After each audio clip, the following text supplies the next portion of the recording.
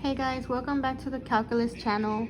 I will be doing a couple of the problems on your homework 2.6. This is the lesson that I taught today. I hope this helps.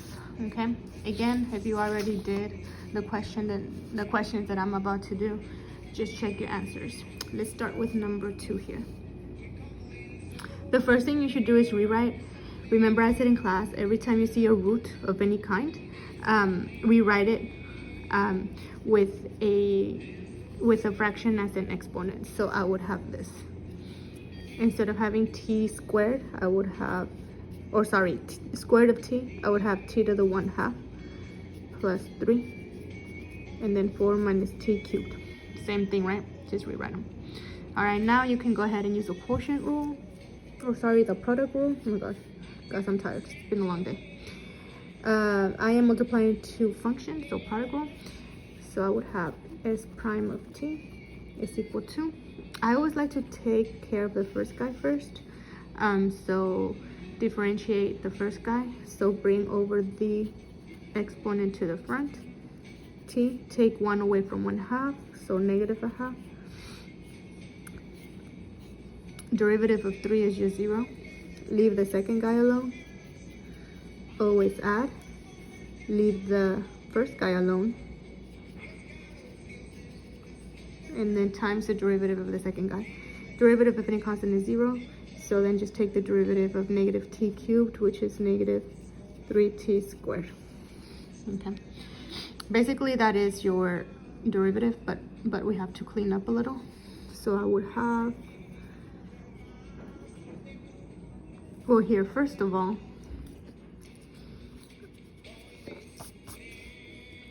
since I already have a fraction here, this 2, make everything a fraction, okay?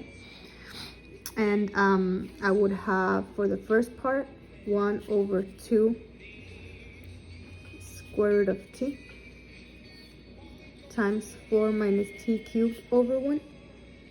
And then all this, we can go ahead and distribute the negative 3t squared. So negative 3t squared times t to the 1/2, well, negative and positive makes a negative.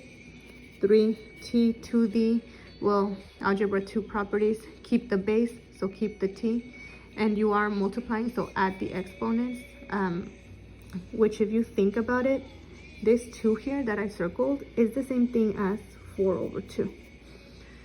I did that because I have a common denominator of 2 here, so just go ahead and add your exponents.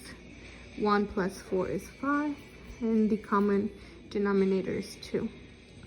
So 3t to the 5/2, and then minus 3 times 3t squared is 9t squared. Okay. Let's combine the first guy. 1 times 4 minus t cubed is just 4 minus t cubed, all over 2 square root of t times 1, 2 times square root of t.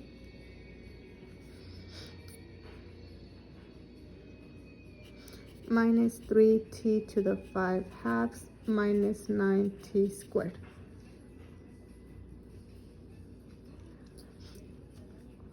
And then I can combine the first two. So then I would have, oh my gosh, I have no space. Give me 1 second.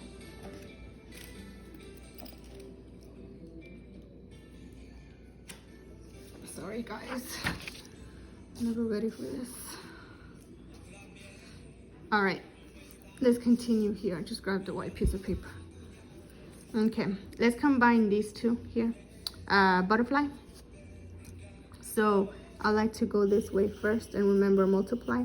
1 times that guy is just gonna be 4 minus t cubed minus, always keep the sign in the middle, and then multiply this way. Okay, 3 times 2 is 6. T to the 1/2 times t to the 5/2. Look at how I wrote t squared, this t squared over here. I wrote the 1/2 here just because I'm gonna end up combining those two. So all over 2 denominators multiplied, 1 times 2 square root of t is just 2 square root of t. Okay.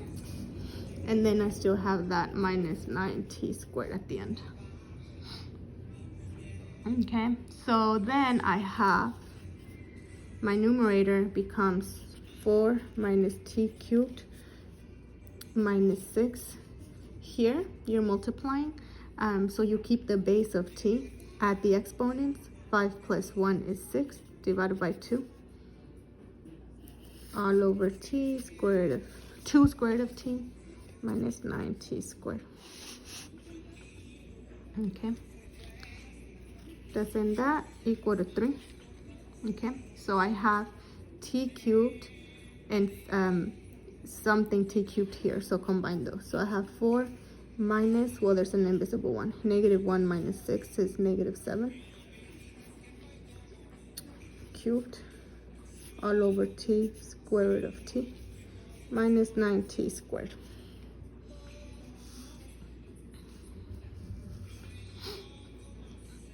And then from here I can keep going. I can break that up like this. Minus 7t cubed over 2t to the 1/2 minus 9t squared. I'm almost done. 4 divided by 2 is 2. So in the denominator, the only thing that's left is the square root of t minus 7 over 2. Well, I'm going to have t to what power? Well, here, remember I said that was the same thing as 6 over 2?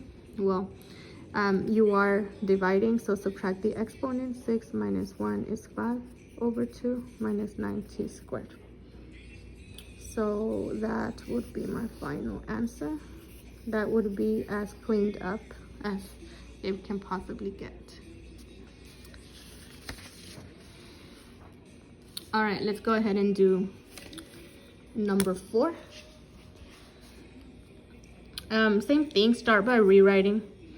Every time you see a radical, rewrite it. So I would have cotangent of theta all over theta to the 1/2.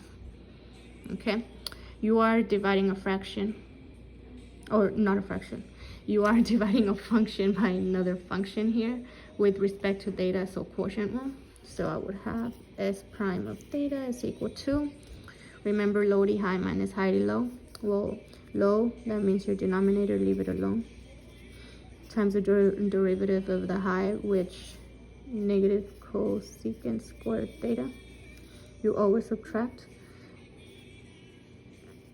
Now do vice versa, leave your numerator alone, take the derivative of the denominator. So bring over the 1/2 to the front and take away 1 from the exponent, and we get that all over the denominator squared.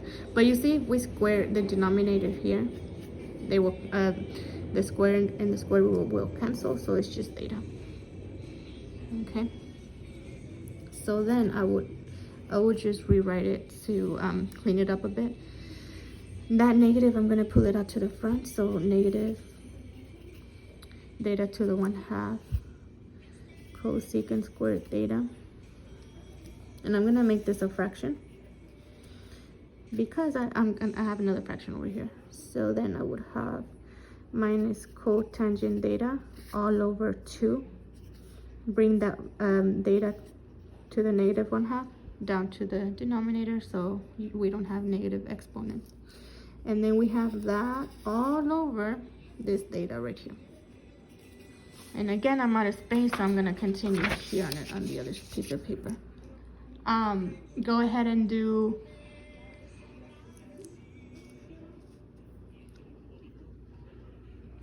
we can do the butterfly here, actually.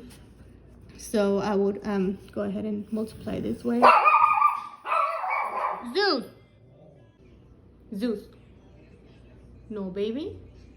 No. Don't be a bad boy. Mama's trying to teach, okay?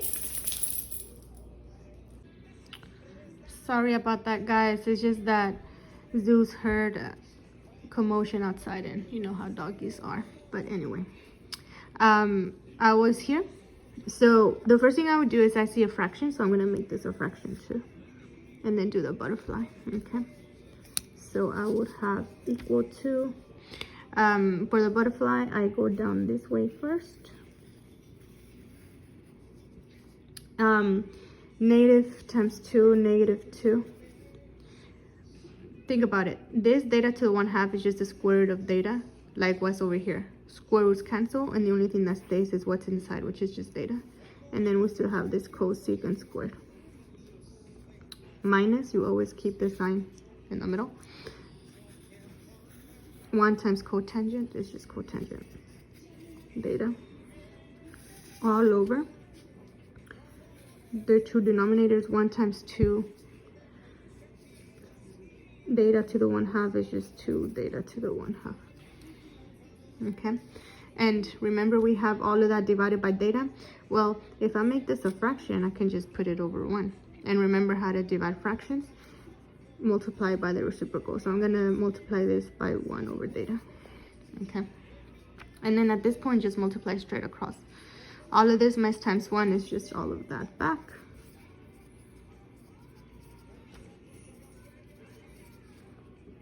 All over this times this. Well, let's make this data of 2 over 2 because it's just 1, right? Because then that way, then I have 2 data to the, we'll keep the base and add the exponents because you are multiplying, and 1 plus 2 is 3. 3 over 2. And you cannot simplify anymore from there. This is it. So that is your answer for number 4. Okay. All right, let's go ahead and do number 3 right quick. The first thing I see is I see a sine. So remember what I taught you, DISCO, the acronym. Derivative of sine is cosine. And if you go backwards, derivative of cosine is negative sine because you're going backwards, okay? And you're gonna use that. So this is your first function and this is your second function. So I would have f prime is equal to, I always like to take the derivative of the first guy, which in this case is just 4x cubed.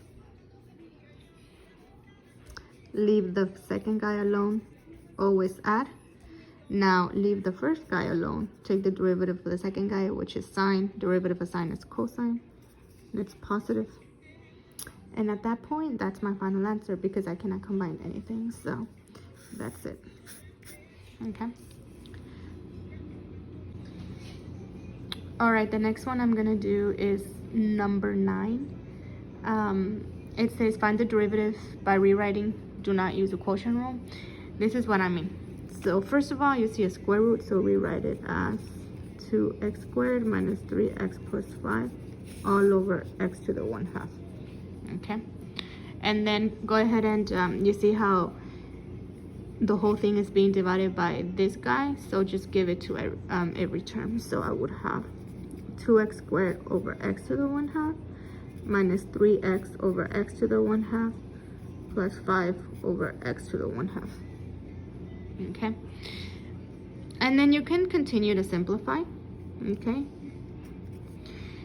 keep the base, so keep x and subtract the exponents. Well, I can rewrite this 2 on my numerator as 4 over 2. Okay, so I can have a common denominator of 2 and then just subtract your numerators. So 4 minus 1 is 3. Keep the common denominator. Likewise here, I would make it 2 over 2. Again, common denominator. So 3x to the, we'll subtract 2 minus 1 is 1. Common denominator of 2. And this guy, I would just move that to my numerator. So I would have plus 5x to the negative 1/2. And at that point, it's really easy because you just use the power rule that I taught you on Friday. Okay, same thing here. But please, please, please do not cancel out any x squares here with that sign. I think you guys know better, but I just wanted to remind you. And let's go ahead and do number 12 now. You guys can read the instructions, but it says write the equation of the tangent line. Remember, you need 2 things for a tangent line. You need a point and the slope. Okay, I always like to find the point first. It's really easy. So your x value is 1, it's given. To find the y value, you literally just plug in your equation. So g of 1 is equal to 1 squared is 1 minus 9 over 1 minus 2.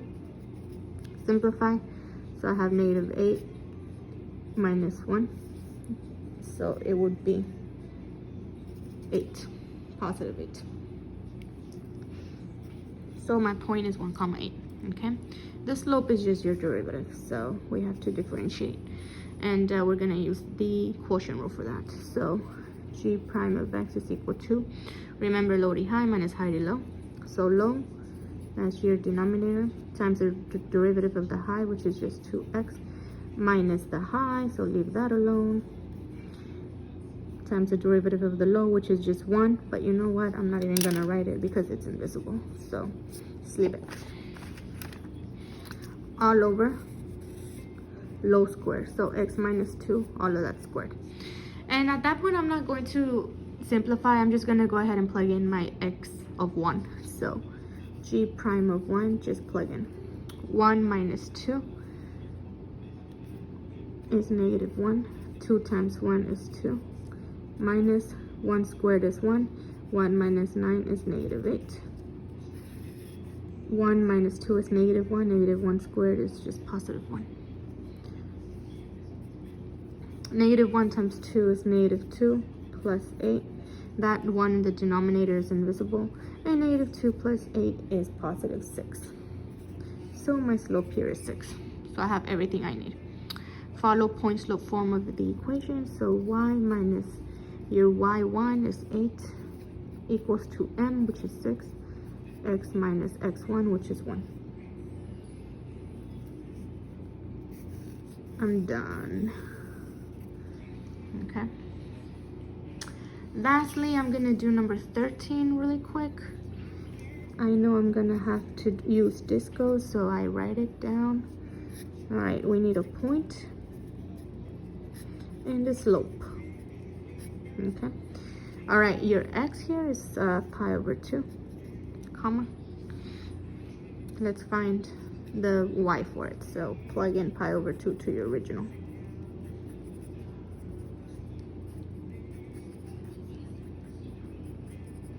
All right, cosine of pi over 2, remember your hand trick. Out of my fingers, pi over 2 is the thumb, and cosine are the fingers on top, and I don't have none. So, or sorry, I have none. That sounded kind of weird. So it's times 0, and anything times 0 is 0.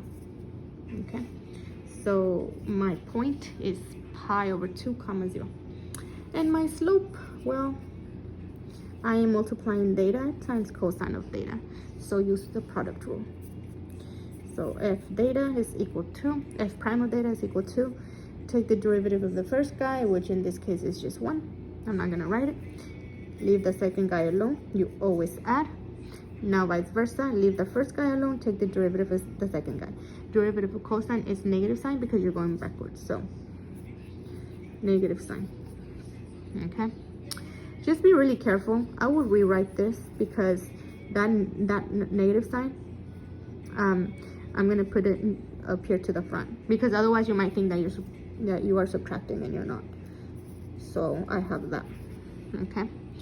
So then at this point, just plug in pi over 2. So I will have cosine of pi over 2 minus pi over 2 sine of pi over 2. Okay, we already figured that cosine of pi over 2 is 0, so all of this goes away. So I just have to worry about this. All right, so my pi over 2 finger, as I said, is my thumb. Sign are the fingers below. We have 4. Always take the square root of that number. So square root of 4 is 2, and you always divide by 2, and 2 divided by 2 is 1. So this right here is equal to 1. Okay, and 1 times negative pi over 2 is just negative pi over 2. So that is my slope. Okay, so my answer, my tangent line would be y minus y1, but your y1 is 0, so I'm not going to write that, equals to m. And then I would have x minus your x1, which is pi over 2. So that's my final answer.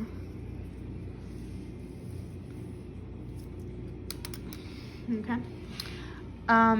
Hopefully this helps you with the rest of the homework here. And the only thing I do have to say is that there's a typo for problems 19 through 22. You see how this says u and then u prime? Well, they should be the same, v and then v prime. So please go ahead and fix it. So they should read v prime of 1 is equal to 6, not just v. Okay. All right, guys, I will see you guys Wednesday. Good luck. Bye.